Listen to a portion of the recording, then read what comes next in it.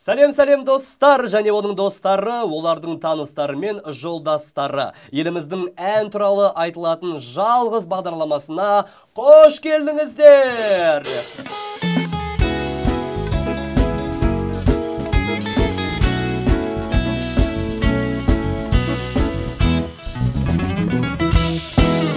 Құрметті көрермендер, сіздер үшін бүгін ән мен әуен ғана емес, сонымен қатар қызықты әңгімелер айтылатын болады.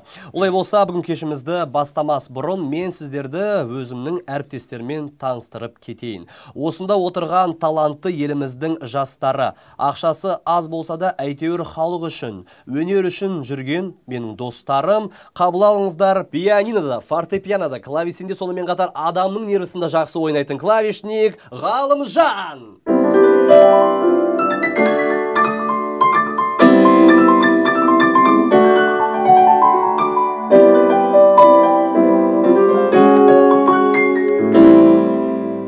Ай, бәрекелді, рахмет. Және де келесі музыкантымыз әйелімен ұрысқан кезде әйелін емес, өз аспабын қатты соғатын Нұржан мырза. Және де гитаристердің арасындағы ең сыйлысы және беделдісі бас-гитарист Есенәли. Және де электрогитарада бүгін бізбен бірге Нұрбақыт.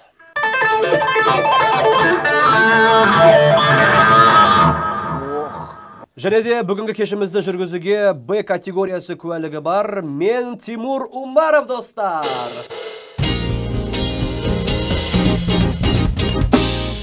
Ай, рахмет. Ендеше достар, біздің қонақтарымызды жариялауға рұқсат етіңіздер. Олай болса, Шабыт халықаралық байқауларының лауреаты, Абай республикалық байқауының және Жас қанат республикалық конкурстарының лауреаты. Дауыс десе дауысы бар, ауыз десе ауысы бар. Меломен тобы! Қош келдіңіздер! Қайрат Мырзаханов, Ролан Қазретов және де Ғабит Габа, просто Габа. Қош келдіңіздер! Ал жігіттер, ассаламағалейкум, қайырлы кеш, қош келдіңіздер. Ендеше сұрайын дегенім, көңіл күйлеріңіз қалай? Уағалейкум ассалам, тема жақсы. Дауыс десе дауыс, ауыз десе ауыз деген, сен дауыс па? Дауыс деген не еді? Жаман іздеп атсыз ғой бұлайынан бағаннан бері. Енді жалпы Роланға байқап отырсам, ұйқысы қанбаған сияқты. Жолдан келдіңіздер ме әлде қалай? Енді ұйқы деген не?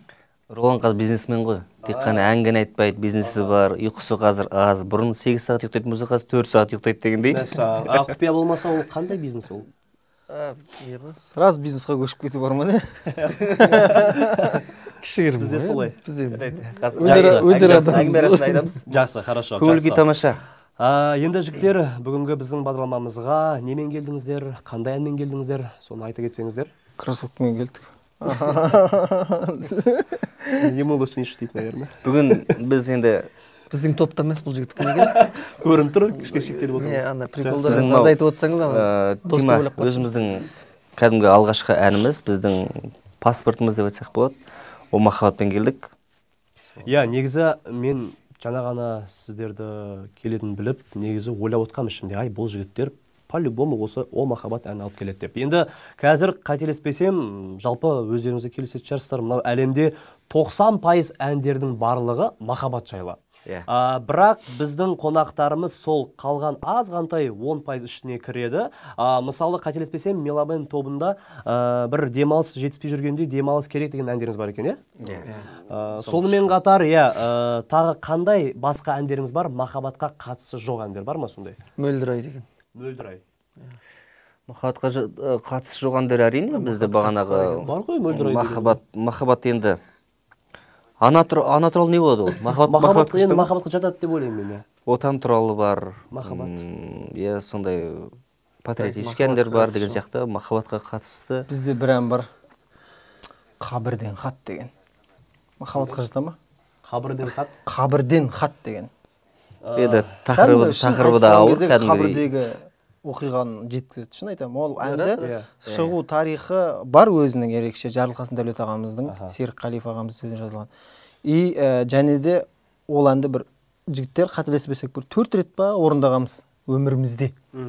Өйткені өте ауыр ән. Айтсаң жылап қала бересің. тыңдағанда жылап қала бересің. Мысалы мынандай кездер болған, сол әнді тыңдап 5 уақыт намаз бастап кеттім деген достарымыз өте көп, таныстарымыз. Ал біз естімеген қаншамасы бар шығар. Сондай ән бар. Керемет. Ендеше жалпы сол әнді мысалы қазір бір алдағы уақытта бұлай айтып қаламыз ау деген бір білмеймін, олай болмайтын шығар, өйткені қазір сәл тақырып басқалай ғой. Кім біледі, бәрі мүмкін. Кезінде мысалы көп болды, мысалы Мәуліт кештерінде орындалды. Және сондай бір үлкен бір қайырымдылық кеш болды. Жаңылмасам Қайрат ағамыз шақырған, Жолдыбайұлы. Сол кезде орындадық. Солай бір 4 рет па 5 рет есімде орындағанбыз. Ол кезде жігер бар. Жақсы. Және де достар, біздің бағдарламамыз және де мен танымал болу мақсатында біз арнайы сіздерге тосын сый айдарын ұсынатын боламыз. Бұл айдарда кімде-кім осы бейненің астына қызықты комментарий қалдыратын болса, сол біздің қонақтарымыз алып келген арнайы тосын сыйға ие болады. Мынау байқап отырсаңыздар, қызыл жәшіктің ішінде бір кереметтей тосын сый бар екен біздің көрермендерімізге. Енді жігіттер, кімнен сұрайын? Кім подарок алды бұның ішіне жалпы? Қанша подарок бар? Қанша сыйлық бар ішінде? 2 сыйлық бар ішінде. Бірақ ары қарай айтпаймын не бар екен. Аха. Құпия болып қалсын, иә? Құпия болып қалсын. Жалпы бұл сыйлықты алған кезде кімге түсті сол? Задание кімге түсті? Сен ал деп кімге айтылды? Мен араларыңыздан. Тапсырма бердім ғой, екеуің магазиндерің бар, алып келдір бір біледі. Жалпы Ғабит тапсырмадан басқа ештеңе істемейді ғой деймін. Ғабит тапсырды, екеуің мына жерді қойыңдар деді ғой. Енді арамызда ең миллионері осы екеуінің дүкендері бар, киіммен айналысады. Енді өздерін неғыламайды шығар, мен кішігірім айтып кетейін, жігіттер киіммен айналысады. Қайраттың да Сері жігіт деген өзінің дүкені бар, оландікі Рангуста деп аталады. Менікі онлайн, бұнікі офлайн. Жалпы Раланың футболкасын байқап отырмын негізі. Кем дегенде бір 60-70 мың тұрады негізі. Дубликат емес қой. Қытай деп айтпай қой береді негізі. Жақсы. Достар, осы айдарда егерде сіздер қызықты комментарий қалдыратын болсаңыздар, осы тосын сыйлықты ұтып алуға мүмкіндіктеріңіз көп. Өздеріңізге еске сала кетейін, жалпы YouTube платформасында неғұрлым комментарий көп болса, сол ғұрлым көрсетілімі де өте көп болады. Сол себепті комментарийлеріңізді аямаңыздар, жаза беріңіздер, ал біз ең мықтысын таңдап алып, осы қызыл жәшіктегі тосын сыйды сіздерге табыстайтын боламыз. Ал кім жеңгенін келесі бағдарламада айтатын боламыз.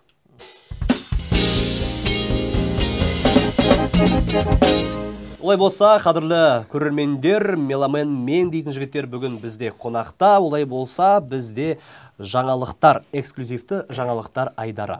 Ол не дегеніміз? Демек, сіздер дәл қазір ешкім естімеген, ешқай жерде айтылмаған, тек қана бүгін осы студияда айтылатын бір эксклюзивті жаңалықпен бөлісулеріңіз керек. Егерде ол шартты орындамайтын болсаңыздар, біз сіздерге айыппұл саламыз. Ол айыппұлдың сомасы 1 миллион теңге.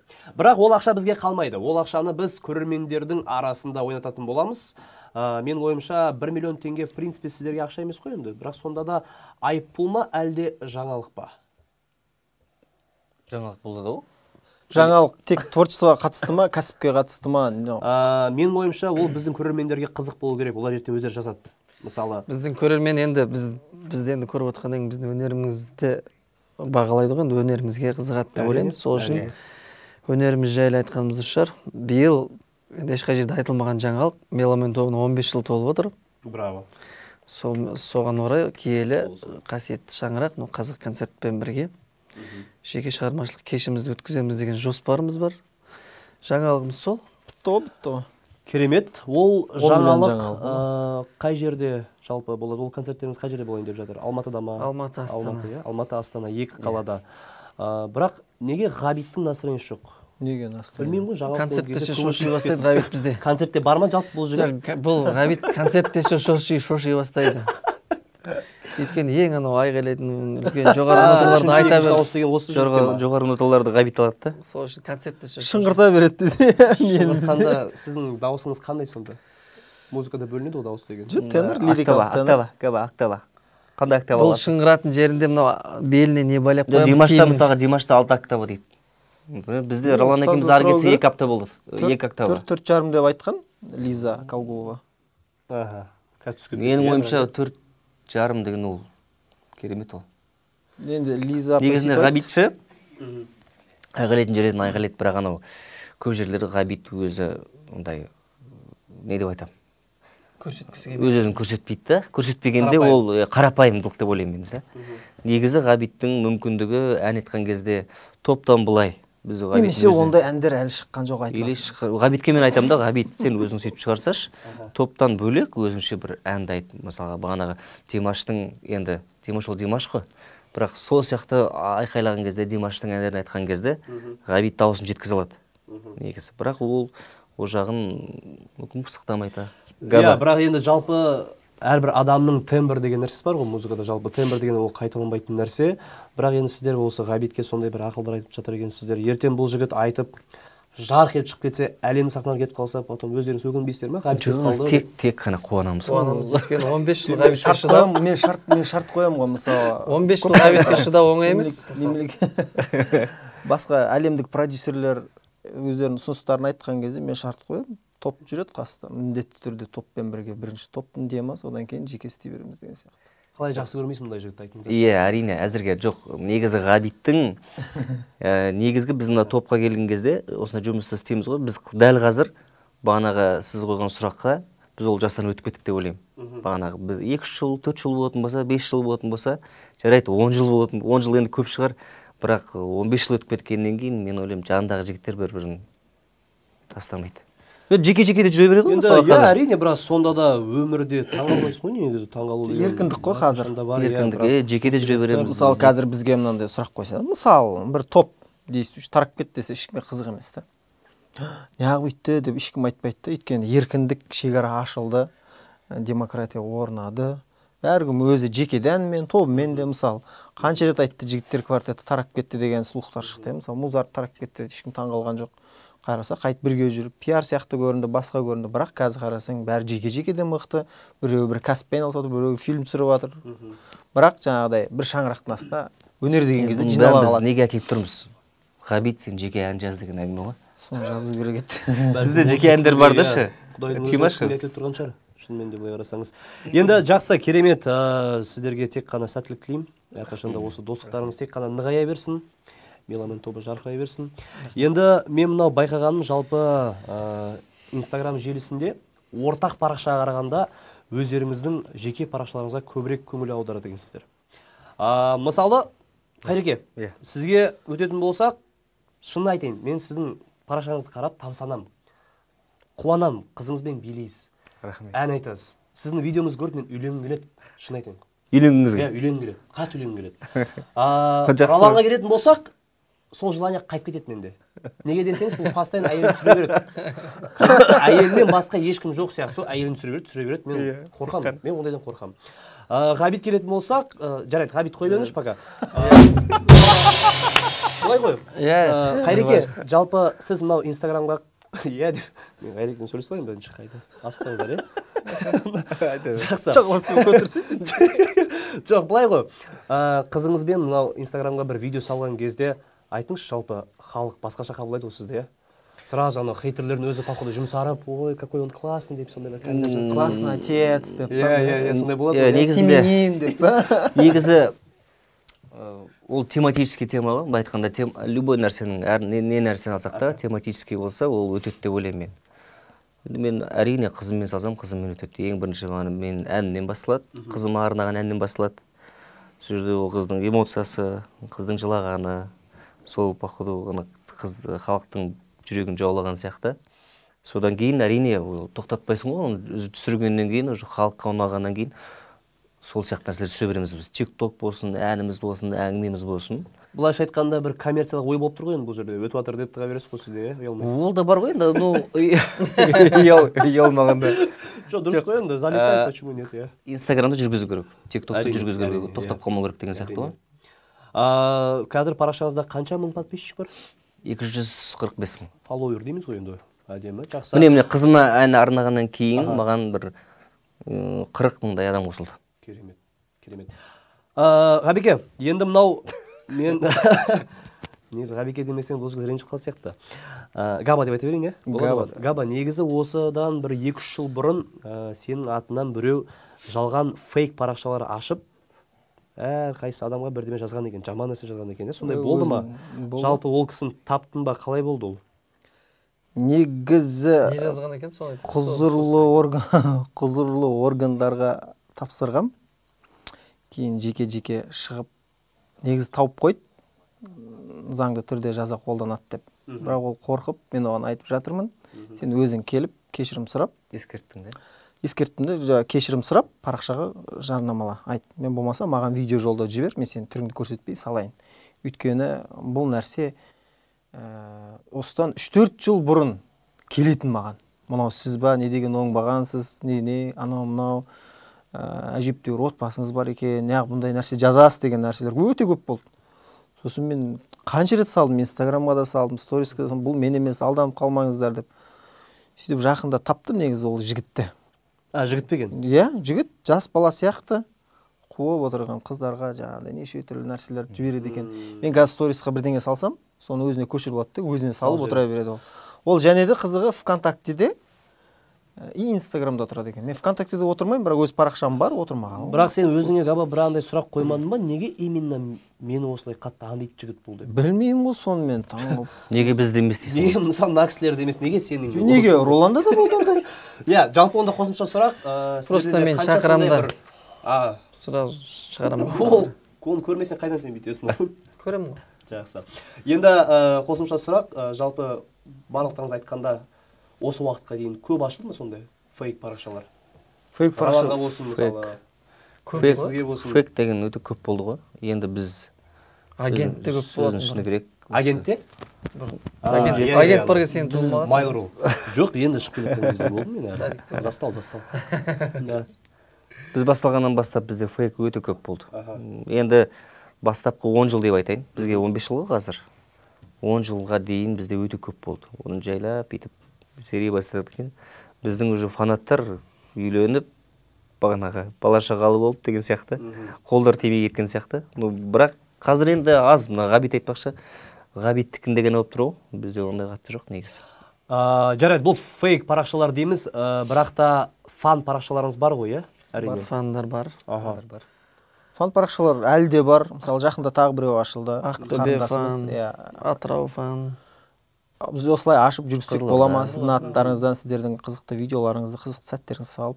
Иә, бізбен ақылдасып, сөйтіп салады. Жеке шығады ғой? Иә, жеке шығып. Ашатындар ер жігіттер ма, әлде қыздар ма? Қыздар. Ер жігіттер жоқ, иә? Жалпы былай өнеріңізді қолдаймын деген сияқты шықпайды, ондай. Енді ар жағында фан клубтың ішінде бар ғой, жігіттер де бар. Оларда бір команда ғой, получается. Көбіне қыздар. Көбіне 100% қыздар ғой. Мейрам Қамыспай деген. Мейрам Қамыспай деген. Мейрам Қамыспай да? Иә. Жақсы. Жалпы енді жігіттер, мынау Инстаграмнан бөлек басқа бір әлеуметтік қандай желілерде отырасыздар?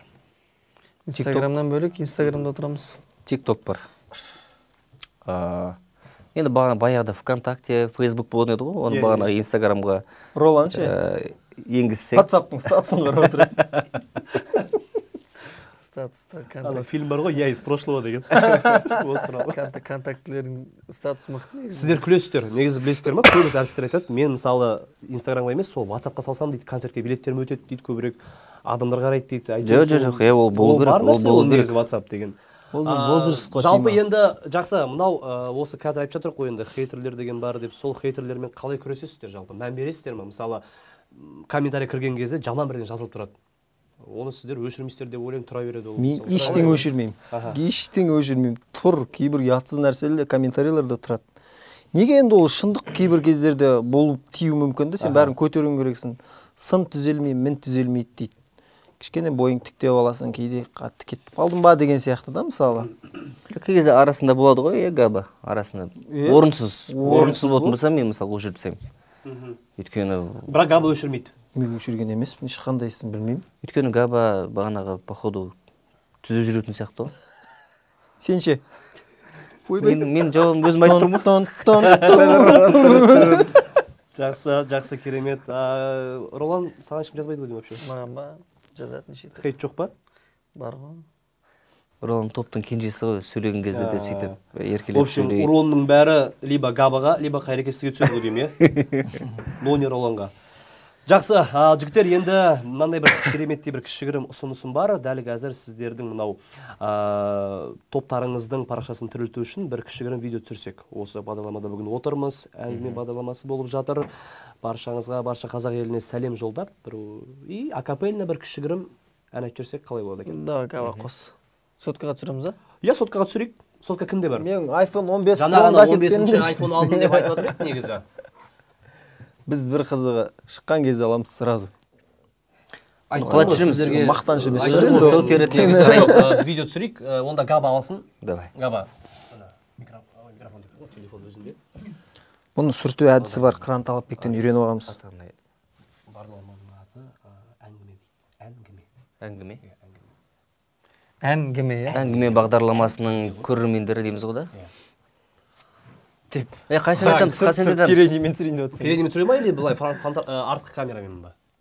Негізі передний де жақсы бар. Артымен түсірсе, сол дұрыс қой, ол соңғы. Жоқ, мынау күшті болады. Жоқ, қандай ән айтамыз, соны біліп алайық қазір. Иә, келесі алайық. Енді бір жаңа ғана бірнеше әнді атап өттіңіздер ғой. Солардың ішінен бір жақсысын алып. Еркелеп күлген сойдансы? Да. Основной сен мені. Жоқ, основной. Бір нәрсе сұрайыншы. Неге екеуіңіз спокойно отырсыздар да? Не шашым жүндей береді? Бір-ақ рет жөндедің ғой? Ғабиттің телефон көп қарайтын, айнаға көп қарайтын жігіт қой. Кім основной дауыс? Давай. Еркелеп күлген көздерің ұнайды. Жоғары алайын ба? Еркелеп күлген көздерің ұнайды, көркіңе жарасқан мінезің ұнайды. Ғашықпын саған тек өзіңді лайк, мені де сүйсең, сүйемін деп айт. Жақсы. Бір ауыз сөз, әңгіме бағдарламасы, сәлем жолдаймыз и акапельна сразу. Келістік па? Ал, кеттік ал. Құрметті әңгіме бағдарламасының барлық көрермендеріне тек қана жақсылық тілейміз. Және де бізден бір әдемі ән болсын. Кеттік олай болса. Еркелеп күлген көздерің ұнайды, көркіңе жарасқан мінезің ұнайды. Ғашықпын саған тек өзіңе лайк, мені де сүйсең, сүйемін деп айт. Меломен тобына қошемет.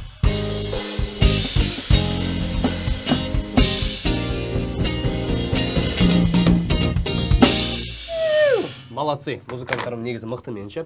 Ал енді құрметті да сыйлы қонақтарымыз, көрермендеріміз, бүгін бізде қонақта Меломен тобы. Және де дәл қазір Меломен тобы сіздермен арнайы өздерінің лайфхактарымен бөлісетін болады. Жігіттер, лайфхак не екенін білеміз ғой. Енді әрқайсыларыңызда бір лайфхактар бар шығар, иә, өмірде бір қолданатын, бір істі тез бітіретін, тез ыңғайлы қолына келтіретін деген сияқты. Енді бұл жерде де бір шарт бар. Қазір лайфхак болмайтын болса, тағы да айыппұл салынады, бірақ айыппұл ақша емес, жай ғана біз комментарийдің ішінен бір көрермен таңдаймыз, қызықтысын анықтаймыз, сосын сол көрерменнің сіздер тілегін орындайтын боласыздар. Бірақ ол не сұрайды, Құдай біледі. Ертең соның еще видеоға түсіріп, сіздер бізге жіберер боласыздар, өйткені той деп қалу дейсің ғой мысалға, просьба тойға келіп беріңіздерші. Примерно 7 сайға десе, 27-ші или ақтау де. Жақсы. Лайфхак па, әлде айыппұл ма? Лайфхак. Дұрса сол. Барынша ақша шығармай отырсамыз ғой. Лайфхак. Реко. Уже Ғабекең насырайын секрет бұзылды. Реко қандай лайфхак еді? Көп қой лайфхактар. Ерте жатып, ерте тұрсаң тірлігің бәрі бітеді, мысалы. Лайфхак, пожалуйста, хабарласыңдар. 10-ға шейін Ролан сияқты ұйықтамайды. Олай айтылмайды, ерте жатып емес. Ерте тұру үшін, мысалы, ерте жату керек. Лайфхак. Мынау да болады, мысалы. Атаңды көрсет, атаң кім екенін айтам деген сияқты ол. Біз бұның сөзін, Ролан сөзін толықтыра кетейін, өйткені ерте жатсаң, сағат 10 мен 2-нің арасында адамның миы демалады екен. Сол кезде миы демалса, ары қарай тәні демалады да. Түсіндіңіз ба? Кешкі таңғы 8-ге дейін дейік, адамның тәні демалады. Сол кезде, ал егер біз сағат 12, 1, 2-лерде жататын болсақ, біздің миымыз ұйықтамайды, тәніміз ғана демалады да, ми демалмайды. Тағы бір лайфхак мысалы, ауырып қалып укол салдырасың ғой. Мына жақ жамбасыңа салдырғың келмесе, мына жақ жамбасыңа салдырасың. жігіттер осы жерде ойнап жүрсіңдерші осындай жерде ше. Өте қайғылы музыка керек болып тұр. мысалы сосын например тағы ауырып қалдым Тоқтай тұр, дайын болыңдар жігіттер, дайын болыңдар. Сразу давай. мысалы тағы да ауырып қалдым да, системаны аяққа салғызғың келмесе мына жағыңа салдырсаң. Браво, браво.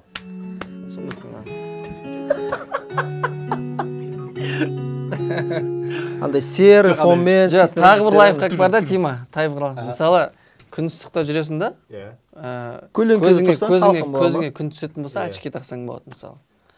Егер очкимен мысалы жүргің келмесе, очки шешіп тастасаң болады. Сондай лайфхактар бар. Музыка, жігіттер. Ал достар, сіздермен әңгіме бағдарламасы және жоба қонағы Меломен тобы.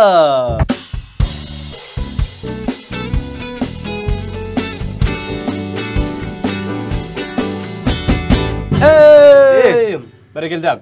Ал жігіттер, ендеше «О махаббат» әні жайлы сөйлесейік. Жалпы бұл әннің кішігірім тарихын айтып берсеңіздер, кімге бұл ән ұнады, шыққан кезде кімге ұнамады, кім ұсынды, кім айтқысы келді, кім айтқысы келмеді, осының бәрін қысқаша бір айтып өтсеңіздер. Бір жақсы, өте жақсы сұрақ. Бір жақсы бізге ән бәрімізге бірдей ұнаса, ол халықтың көңілінен шығады деп ойлаймыз. Өйткені біз бәріміз топ болғаннан кейін, мысалға 4 адам, 3 адам болмаса, топтар болды, 2 адам, ол 1 адам болып есептеледі да. Ал жүрегі жатпай жататын болса, оны былай алып қой керек деп ойлаймын. Ұнағанша. Сондықтан да бәріміздің көңілімізден шыққаннан кейін, бірден естіген кезде, мысалы Самал Ермахан және Елдар Оңғарбай деген бауыр ағаларымыз бар, солар жазды. 2009 жылы бұл ән, қателеспесем, осы шілде айында шықты ғой. Енді Қайрекес айтып жатсыз, сол жаңа жүрек жатпаса деп, бұл жерде үшеуміздің жүрегіміз жатты деп жатсыздар, иә? Араларыңызда жиі жүрек жатпайтын біреу бар ма? Мысалы ән ұсынған кезде ол түрлі әндер келеді бізге. Екеумізге ұнайды, біреумізге ұнамай ма айтпаймыз. Мынандай кез болған жоқ, бір әндер бар, ұнамай, через не хочу голосование көп та, мысалы екеуіне ұнап, маған ұнамай жазылған әндер бар. Соның хит болған әндер де бар да, қызығы. Мысалы соның далада қар. Енді мен айтып тұрғаным бірақ көбінесе, мысалы бірдей ұнаса, ол хиттан да жоғары күшті мега хит болады да. Біріншіден халық ұнайды, одан кейін өзімізге ұнайды ғой. Ал сонда да араларыңызда ең қайсар кім сол ұнатпайтын? Жиі мысалы әндер ұсынады ғой, мысалы маған ұнамайды. Тайландта жүр ғой, қайсар. Мені Неде жүр? Кондоразда. Қора дейтін ба? Намибияда жүр. Қайсар. Қайсар кімді осы? Қандай сұрақ болды? Мысалы, О махаббат, қара, Тима. Сәл кәрлеу ма десе. Мысалы, О махаббат бізде Арман Шағала, Сүйгенім бол деген әндер. Арман Шағала. Арман Шағала. Арман Шағала. Қанаты сынған Арман Шағала. Арман Шағала майды? Талғат Шағала десеші, например. Шағала. Шағалаға қатысы бар көш. Осы үш әніміз бәріміздің көңілімізден бірден шыққан. И дәл солай халықтың жүрегінен шықты. И хиттің деңгейінен де жоғары болды да. Жо, айта кетейік та, мынандай да ән болды да, айтып жатырмын ғой. Мысалы, далада қар деген ән маған мүлдем ұнаған емес. Шын. Далада қар, хабарластым, алмадым, түсімені жаурадым, далада қар деген ән. И студияға барамын деп, бірақ дубльмен жазып кетемін ғой. Еще былай айтады, далада қар. Р деген әріп шықпай қалған ғой. Р деген әріпті компьютермен қиғызып алып, Р деген әріп. Далада Қайраттың ырым ба, менің ырымды ма, қиып алып берді, шығарып берді ғой. Осы уақытта не ұялмай халықты алып жүрсіңдер ғой. Иә, жоқ, сөйтіп сол қызығы кетті да ары қарай. И сол көп тарады да. Просмотр көп болды YouTube-та да, клипта жүрді. Қар келген кезде атак айта алмайсың негізі оны. Енді жалпы мынау алғашқы клиптердің естеріңде бар шығар, иә? Әрине. О махаббат. Клиптің ішіндегі қыздармен араласасыңдар ма? Қайрат араласады. Жоқ, араласқанда менікі керісінше жоқ. Менікі керісінше жоқ. Мүлдем. Қазір мысалға анау арада Дина деген қыз бар. Ол Ғабиттің қызы болды. Ол қыз қазір жақсы, анда неде жүр? Актриса. С кем поведешься деген болып тұр. Жігердікі де жоқ. Ол жігер болды. Жігердікі де жоқ. Роландікі де жоқ. Ғабиттікі ғана жүр қазір. Көргенде бір-бірімізбен арасамыз, қалайсың, жүрдіңдер ма сол қыздармен сонда? Жоқ. Жүрдік қой. Жайшы сүйісті болар. Экономичный жүрген қыздарын клипке түсіре салғансыңдар ғой, получается, да? Ол кезде көрдіңіз ба, бізде бүкіл режиссерлар барлығы жұмыс істеді. Постановщик, бағанағы клипмейкер, бәрі жұмыс істегеннен кейін өздері таңдап берді бізге. Сөйтіп түсірдік. Ішінен енді араласатынбыз дегенбіз бағанағы Дина деген қызбен кәне. Жалғыз Дина ғана, иә. И то бағанағы кинода көріп қалған кезде, презентацияларды көріп қалғанда Тима, сен ең алғашқы клип деп айтып отырсың, басқа клипте небір қызықтар бар, басқа клиптегілердің көбісімен араласамыз мысалы. Жоқ, маған керек сол ең алғашқы клип еді негізі. Жақсы, рахмет. Бірақ сонда да енді осы әнмен байланысты бір концертте болсын, тойда болсын, бір іс-шарада болсын, бір қызықты сәттер болды ма? Есте қалып кететіндей бір қызық сәт, иә. О махаббатпен байланысты.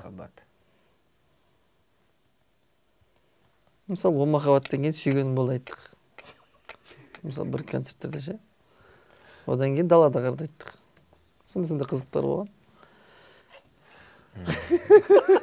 Мен режиссерға бір сұрақтым, не болды нельзя брать просто. Музыка кету керек те негізі ше. Да, по идее. Әзіл кеш Тима, скоро деңгейлерің өсет, мен приколдарым түсіне бастайсыңдар ше. Сендер сәл жастаусыңдар ғой, естерінде қалады дегендей. Естерінде жоқ па? Походу мен бетем ғой деймін прикол айтқан кезде ше. Мысалы, қара, мысалы, о махаббат жайлы қызықтар біраз болғаны, бізде Қайраттың ақындық шеберлігі бар да. Қосатын ба? Қандай дейсің ғой? О махаббат қол Арман Шағаланың текстін айта береді. Кейде мүлдем жаңағыдай басқа бірдеңелерді айтып тұрады ғой. Өзі 15 жыл бойы о махаббат айтып келе жатқанда 15 жыл болды да. Бірақ жаңа тексттер құрап айтады ғой, жиып айтамыз ғой сол кезде ше. Бұл негізі асырып жатыр, олай емес. Жаңа әндер болады шыққан кезде. Сол кезде о махаббаттың тексті қосылады ше жеге. Буындар кесе болды. Ұмытып қалады. Бұл біріншіден менің ойымша Қайрекен бір креативный несі ғой. Жоқ, ол сен білмейсің. Көрдің ба халық қалай түсінеді? Жоқ, мысалы солай түсініп отырмын. Қайрат бізде әскерде болған. Бұл ең бұрын әскер 2 жыл еді ғой. Соның соңғысына үлгерген ғой. 2004-2006. Одан парашюттен секірген. 40-та ғой, білесің ба? Тима, парашюттен секірген. Тоқтаса енді ары қарай айтайын да соны. Бұл десант Қайрат. Парашюттен примерно 11 рет па секіргенде енді 2 жылдың ішінде. Соның 3-і ашылмай қалған. Бір ретінде былай түскен деген сияқты. Память жоқ та, кетіп қала берген память. Сосын Қайрат жаңағыдай. Қайрекен түнерсің бір Вьетнамның армиясына Меня сүймеу ма? Вьетнам деген. Керемет. Жалпы енді жігіттер, мынау о махаббат әнінде сезім деген сөз неше рет қайталанады?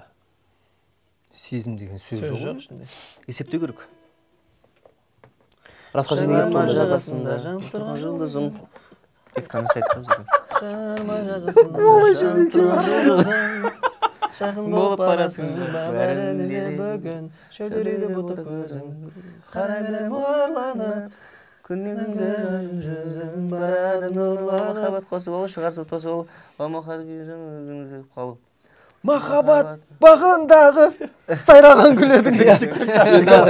Қателеспесем, өлең басынан аяғына айтып шықсыңдар ғой қазір. Сезім жоқ ғой. Енді былай істейік, бұл уақытқа дейін, жалпы осы уақытқа дейін сіздер осы әнді қателеспесем бір 50 000 рет айтып шыққан шығарсыздар уже. Енді кем дегенде енді плюс-минус енді. Бірақ сонда да қазір біздің бағдарламада арнайы бүгінгі күнде осы о махаббат әнін жаңаша түрде айтсақ қалай болады екен? Мынау мен қасымдағы әріптесім, пианист, өте керемет кісі. Қазір әйгілі әндерді ойнайтын болады, ырғағын. Сіздер сол әуенге о махаббаттың сөзін келтіресіздер, сөзін келтіріп. Басқа әнге айтып өтіп па? Мүлдем басқа ән болады, бірақ сіздер сөзін о махаббаттың ән айтады. Бұл жол күйсандықта емес, таза нервті ойнайын деп тұр десе, иә? Ондай бар еді кішкене. Кеттік олай болса. Жақсы, келісіп алайық, қандай ән, кімнің әні? Не айтамыз? Әнге, қандай әнге, е? Давай, не айтайық. Бұлай істейік, қазіргі заманда бір сұранысқа ие болып жүрген әндердің ішінен таңдайық. Маған ұнайтын бір ән бар. Давай, не айтайық. Қазбек Құрайшын әнінен орындайық. Қазбектің әні. Қай әні? Таптым ол. Таптым ма сен? Сен ойнай аласың ба? Жүрегіңе. О, дайын тұр ғой бірден. Жақсы. Бұлай істейік. Келесіп алайық. Припев, куплет, қайырма. Менің ойымша куплетпен қайырма қосылу керек сияқты. Бір куплет, бір қайырма. Қайрат куплетін айтсын. Ролан қайырмасын айтсын. Телефон не үшін ұсталды? Сөзіне қарау керек. Айттым ғой, көрдің ба? Ән. Камера қараңыздар, маған қара. Жоқ. Айттым ән. Парашюттен секірген 15 жылға әніміздің текстіне қарап отыр.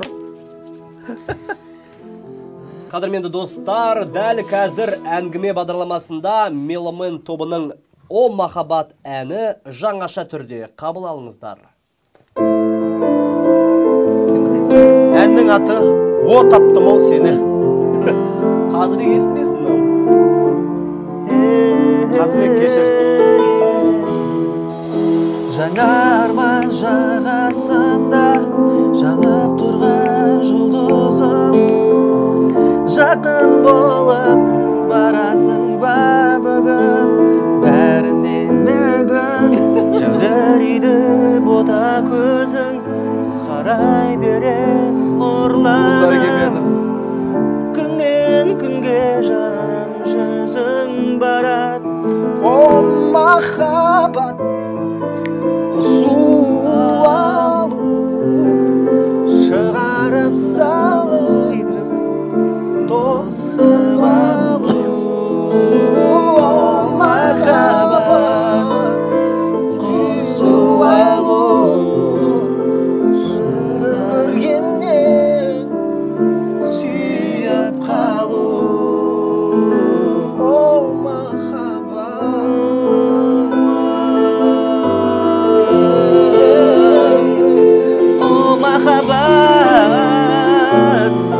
құсу алу. Ай, браво! Меломен тобы!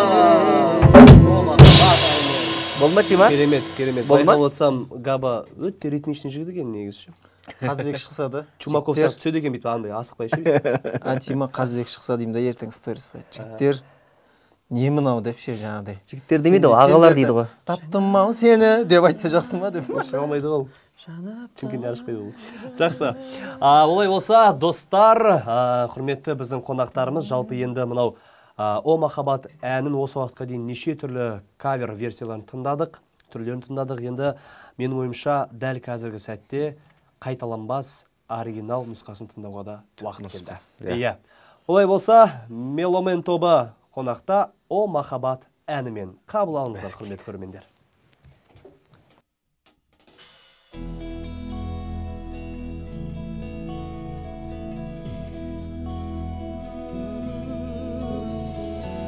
Жаңа арман жағасында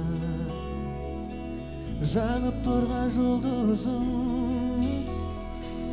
жақын болып барасың ба бәрінен де бүгін.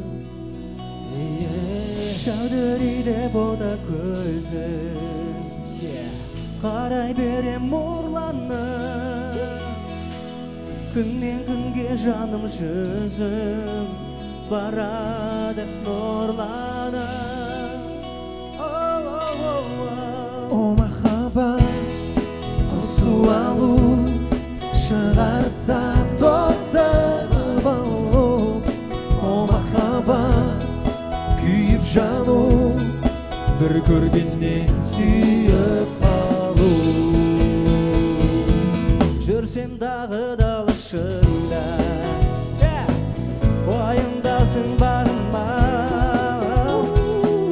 мың сұлудың арасында, ең сұлу жаныма. Таусылмайтын сияқтысы, айта берсем жараған, сыйлап кеттің жүрекке жыр, махаббат жалыны.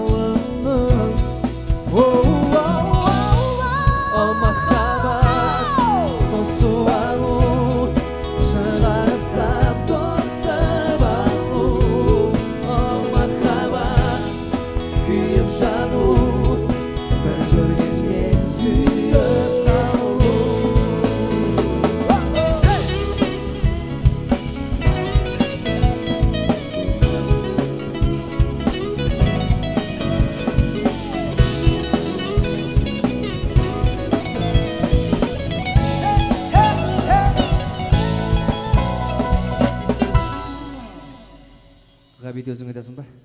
О махаббат, құсу алу, шығарып сап тосып алу. О махаббат, күйіп жану, бір көргеннен сүйіп қалу.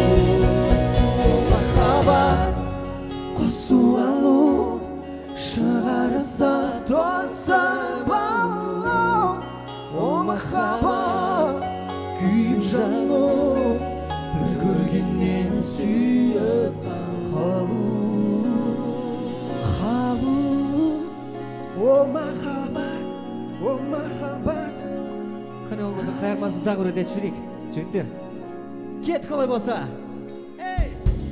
о махаббат қосу алу шығарып сап тосып алу о махаббат күйіп жану бір көргеннен сүйіп қалу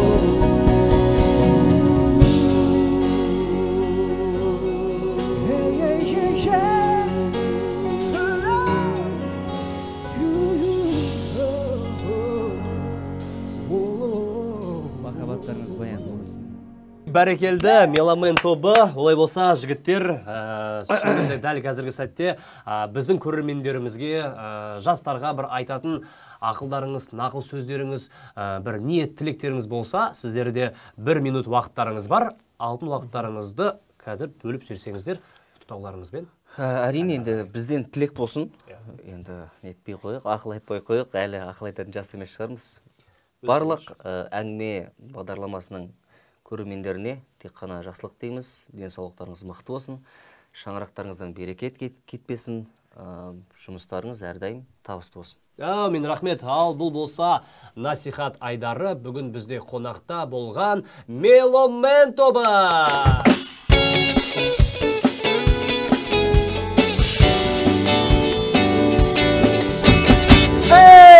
Бәрекелді, құрметті көрермендер, осымен өкінішке орай біздің уақытымыз өз мәресіне жетті. Бүгінгі біздің қонағымыз Меломен тобы болды. Ал естеріңізге сала кетсек, Меломен тобы өздерімен арнайы сыйлығын алып келген болатын. Сол сыйлықты сіздердің араларыңыздан біреуі ұтып алуға мүмкіндігі бар. Сол себепті комментарий жазыңыздар, YouTube платформасына кіріп, қызықты комментарий біз таңдаймыз, және де осы керемет сыйлықты сіздерге табыстайтын боламыз. Ал біз болса сіздермен қоштаспаймыз, келесі кездескенше қош, сау, саламатта болайық. Меломен тобы!